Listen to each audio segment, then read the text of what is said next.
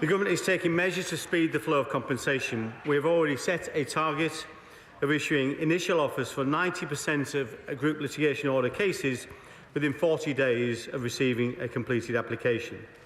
And I announced in November that we would be introducing a £600,000 upfront offer for claims with overturned convictions, which people could choose to take rather than going through the detailed assessment process. This has already made a real difference. Before my announcement, only 5 of those people had reached full and final settlements. I can now report that with the help of the minimum payment, we have finalised 30 cases. This has obviously speeded up matters along for those who have taken this upfront offer. It's also helped those who have chosen individual assessment because resources can be concentrated on those cases. I can announce today that we are taking similar measures in respect of the group litigation order scheme.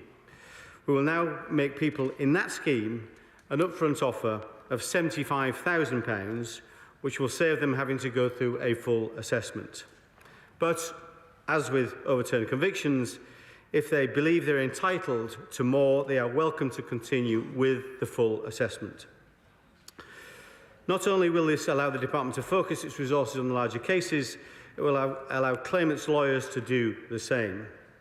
The pace at which we can get claims into the scheme is the key constraint on how quickly we can settle them.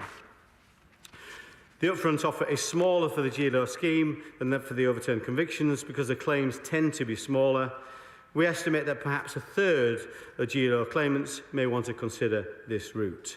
I'm sure the House will welcome this measure. When I made my statement on Monday, I heard all parts of the House share my desire to ensure justice for postmasters who have been convicted of offences as part of the scandal. The whole House is united on this, and I believe that in the light of last week's excellent ITV series, I think the whole nation is united on it too. We've all been moved by the stories of postmasters who have been unjustly convicted and the terrible effects over a period of 2 decades of their finances, their health and their relationships. Indeed, we have seen whole lives ruined by this brutal and arbitrary exercise of power. Hundreds of convictions remain extant. Some of those convictions will have relied on the evidence of the discredited Horizon system. Others will have been the result of appalling failures of the Post Office investigation and prosecution functions.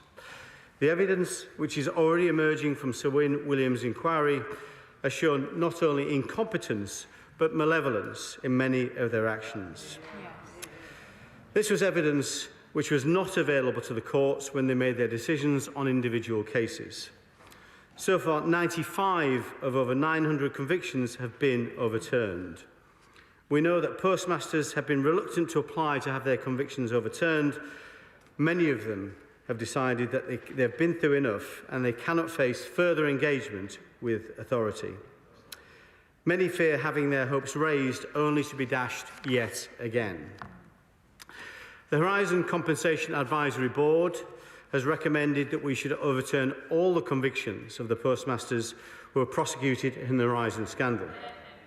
I think their motivation for doing so is absolutely right, and we will work with them to speed up the process. Can I put on record my thanks to Lord Arbuthnot, who's in the gallery today, and also the Right Honourable Member for North Durham for their work on this campaign generally and on that advisory board. Following their recommendation would involve quite unprecedented action by Parliament to overturn specific verdicts of the courts. The Government, of course, completely recognises the importance of an independent court system and judiciary. So this recommendation raises important issues of constitutional principle. This is therefore not a decision we can take lightly.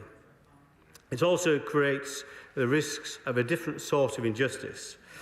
I'm sure that a great many people were wrongly convicted in this scandal, but I cannot tell the House that all of those prosecuted were indeed innocent, or even that it was 90% or 80 or 70. Without retrying every case, we cannot know. So the risk is that instead of unjust convictions, we shall end up with unjust acquittals, and we just do not know how many. The only way we could tell would be to put all cases through the courts, further dragging out the distress for many innocent people. Order. Can I just say, this is a very important issue. I'm going to allow the Minister to continue, but I'm going to say to the opposition, your time also increases with the others, and to Sir David as well. It is important, too important an issue to curtail it, but I would say to officials, they really ought to be aware that when they do provide speeches, it is for 3 minutes. But I do want you to fulfil this because the issue is far, far too important. Minister. Can I thank you for that, Mr. Speaker, and I apologise for the length of this statement, this urgent response to the urgent question, but it is, as you say, of vital importance. So we have been faced with a dilemma: either accept the present problem of many people carrying the unjustified slur of conviction, or accept that an unknown number of people who have genuinely stolen from their post office will be exonerated or perhaps even compensated. I can therefore announce that we intend to bring forward legislation as soon as we can to overturn the convictions of all those convicted in England or Wales on the basis of post office evidence given during the Horizon scandal. The Government will, in the coming days, consider whether to include the small number of cases that have already been considered by the appeal courts and the convictions upheld. We recognise this is an exceptional step, but these are exceptional circumstances. As the House knows, people with convictions which have been overturned are offered a choice between having their compensation individually assessed or settling on an upfront offer of £600,000. So as far as possible, we want to avoid guilty people walking away with hundreds of thousands of pounds of public money. But we cannot make the provision of compensation subject to a detailed examination of guilt. Because we have concluded that to do so would be unfair to individuals to ask the court to do that again. And we cannot turn this into an administrative exercise. So all we ask is that as part of their claims of compensation, postmasters sign a statement to the effect they did not commit the crimes of which they're accused. Anyone subsequently found to have signed such a statement untruthfully will be putting themselves at risk of prosecution or fraud. I do not pretend to the House that this is a foolproof device, but it is a proportionate one which respects the ordeal with which these people have already suffered. It means that an honest postmaster will have his or her conviction overturned, and just by signing one document can secure compensation. No one should take our decision as a criticism of the judiciary. Their original decisions were taken in good faith, in the understanding that prosecutions were properly conducted and that assertions about the robustness of the Horizon system were true. But as I said earlier, these are exceptional circumstances and we need to act quickly and decisively. Time is one thing that we and the convicted postmasters do not have. Our arrangement will apply to all those convicted in England and Wales based on post office investigations, including those prosecuted by other bodies who relied on the product of those investigations, the fruit of a poisoned tree. We have plenty more work to do on this solution. We need to prepare the legislation, and I want to discuss our solution with the Advisory Board. I'm meeting them later this afternoon. Some prosecutions have been undertaken in Scotland and Northern Ireland, where justice is devolved. We are, of course, engaging the Scottish and Northern Irish administrations in respect of wrongful convictions in their jurisdictions. We will do these things as quickly as we can and keep the House informed. The House will have heard that we are well aware of the imperfections of this solution. I'm sure that this will attract some critics. But when they're criticised, of course, I then invite them to say what they would do otherwise. Would they leave many people suffering under the burden of unjust convictions for many years, or perhaps forever, with no access to compensation? Or would they create some administrative process for deciding innocence which is more onerous for the victims? So I very much hope the whole House will stand with the Government to deliver rapid justice to convicted postmasters who have been waiting much, much too long. Can I just say, I will extend the time. I think it was so important to get all of this on the record. I do believe you did want to make a statement, but you're overruled. But at least we've certainly got the statement now. David Davis. Sir Mr. Speaker, as the Minister said earlier this week, many of us across the chamber called for this appalling injustice to be solved in months, not years. And it looks as though the government has responded correctly to that, to that call, ensuring swift justice for those affected. But undoubtedly there are difficult constitutional and legal issues involved in this, as he laid out in detail. Some of the victims I've spoken to say they need an individual exoneration rather than a grand pardon, because they are understandably concerned at being bracketed with a very small number of people who will actually not be innocent. Now, will the Minister give us an undertaking to continue to look into this matter to address these quite proper concerns for the legitimate victims? I would also welcome further elaboration on the issue of compensation. Fujitsu has played a central role in this scandal and is still at the heart of government IT systems. Can the Minister tell the House whether Fujitsu will be required to meet some of the costs of the undoubtedly enormously expensive compensation we're paying out? And finally, will the government accelerate the investigations to convict those who are really guilty of causing this scandal by perverting the course of justice? Minister. Thank you, Mr. Speaker. Can I thank my right honourable friend for his urgent question and for his collaboration with us on these matters. Of course, we look very carefully at the issue of individual exoneration. That we didn't see any way possible to do that without an exhaustive and time-consuming administrative process, which would add further burdens to the burdens people have already suffered during this process. The other issue is getting people to come forward, again, which has been one of the major issues in getting people to appeal their convictions. So we saw this very much as the lesser of two evils in terms of the solution we have adopted. But nevertheless, we are very keen to discuss mitigations and safeguards with other members of the House. I set out one in my remarks earlier on, one of the requirements to sign a statement of innocence. But I'm very keen to work with him to look at other mechanisms we can use to make sure that these people who do get their convictions overturned in access compensation are actually innocent of the charges. He raises the point about Fujitsu, a very important point. Has been raised many times. As he knows, a part of what the government did, it put in place a statutory inquiry. Sir Win Williams is chairing that inquiry. It is due to complete by the end of the year and hopefully report soon after. At that point in time, we'll be able to assess more clearly who is actually responsible. I know many people may have formed a view on that already, but we think it's right that we follow a process. We've identified individuals or organisations who are responsible for this scandal. Of course, those organisations we would expect then to financially contribute. So there are financial and legal measures we can take, and as regards individuals, of course, it may well be there's sufficient evidence for the authorities to take forward individual prosecutions, and I think many in this House would welcome that. Shadow Secretary of State Jonathan Reynolds.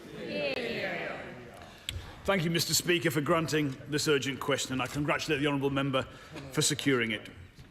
This is an issue that has rightly left the public outraged at the scale and shocking details of this injustice. As I said on Monday, on this side...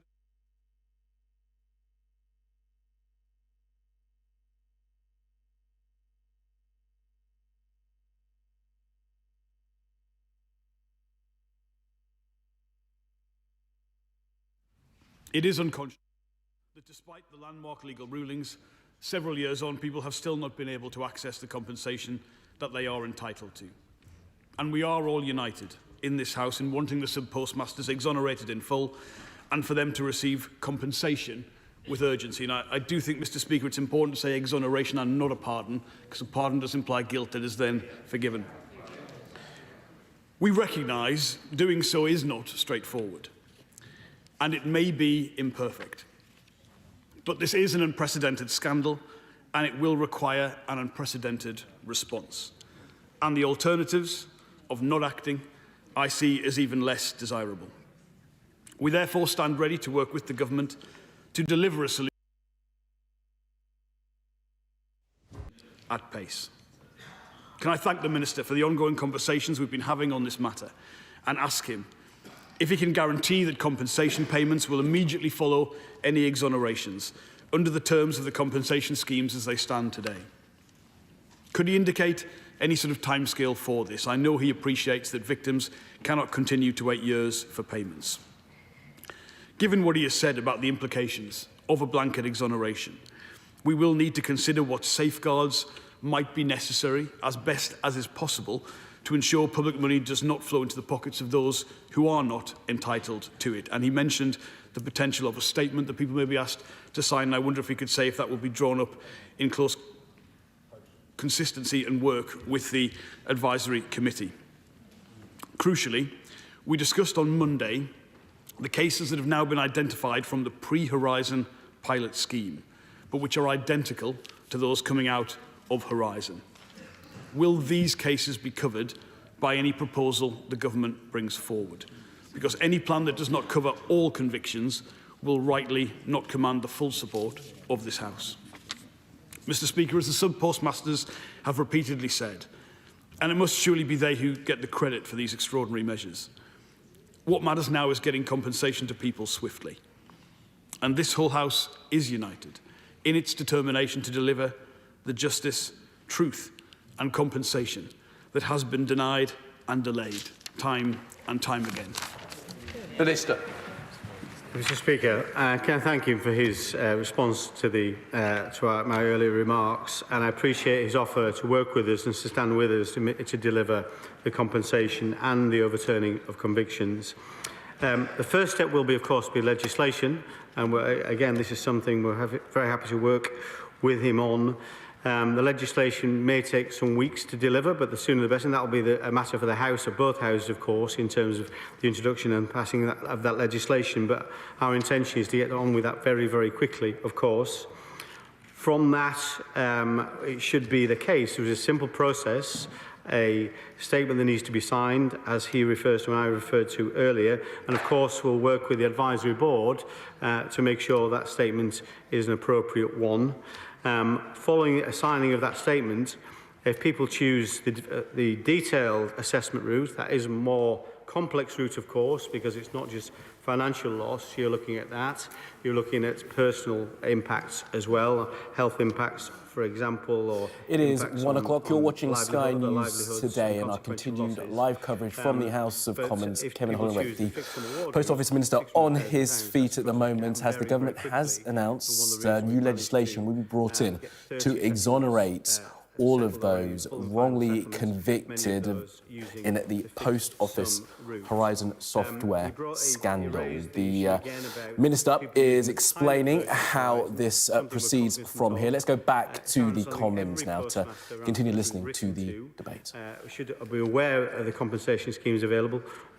Certainly we believe the schemes cover that pilot period for Horizon. Very happy to work with him and indeed the Right Honourable Member for North Durham to make sure those people that have identified already have indeed been contacted. The good news is, following the ITV dramatisation, the excellent dramatisation, we've seen a good number of new cases come to light. We are keen for that to happen, for people to come forward, whether they've suffered convictions or whether they've just suffered financial detriment to shortfalls, and we're keen to make sure those people get access to compensation as quickly as possible. Paul Scully.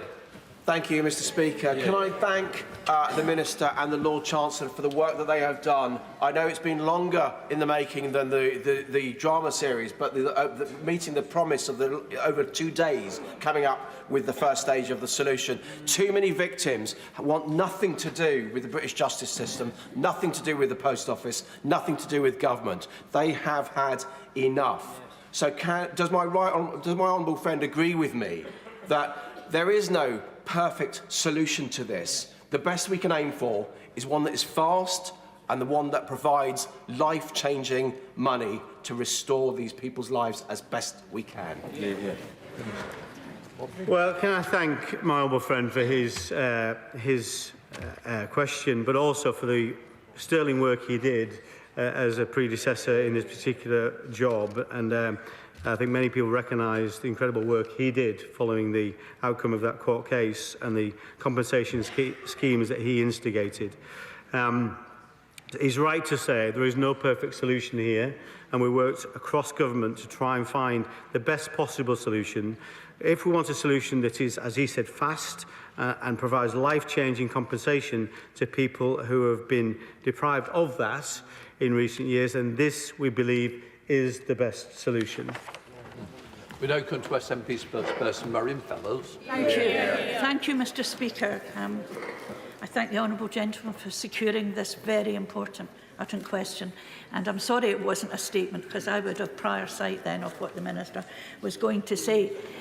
We were stood here on Tuesday, and I did ask, how long was some time, and I'm glad to see that things are progressing very quickly with a note of caution, and I totally understand the hesitation in a blanket, any kind of act, bill or whatever, but we need to move things forward. I think also we need to keep on the momentum that the ITV series absolutely engendered in press, here, everywhere. But I think we also still need to listen to the victims. And only this morning, some of the sub-postmasters were saying, stop referring, we should all stop referring to compensation. We should be referring to financial redress. Yeah. This isn't compensation. This is money due to them. Yeah. And we need to get it to them as quickly as possible. And what others have said, is, especially the Honourable Member for Sutton and Sheen, who just said that people don't want to go anywhere near justice, don't want to go anywhere near post office.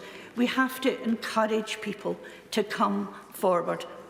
I'm meeting again myself with constituents who were involved who haven't officially approached me. We've been watching the ongoing debate now following the first Prime Minister's questions of this new parliamentary term, where the Prime Minister, before it even got started, announced that he would bring in a new law to exonerate all of those who have been wrongly convicted as a result of the Horizon failure software.